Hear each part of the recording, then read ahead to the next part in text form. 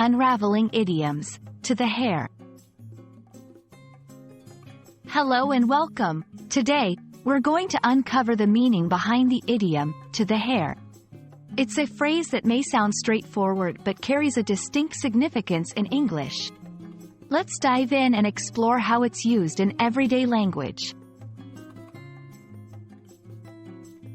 The phrase, to the hair, isn't commonly used in modern English.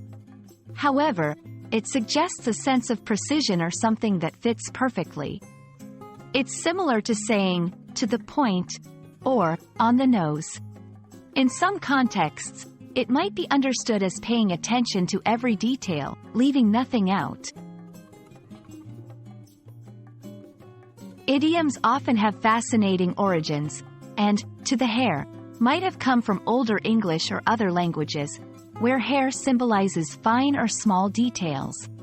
Since hair can represent the smallest unit in craftsmanship or art, the phrase could emphasize meticulousness or exactness. When you're aiming to use this phrase, think of situations that require exactitude. For instance, he tailored the suit to the hair, and it fits impeccably.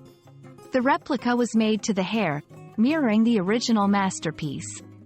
Remember, though, that this phrase is quite rare, so use it sparingly and with an audience that appreciates linguistic nuances. Let's put "to the hair" into action with some examples. She planned the event to the hair, with every minute scheduled. The decoration matched the theme to the hair, creating a cohesive atmosphere. And that's a wrap on "to the hair."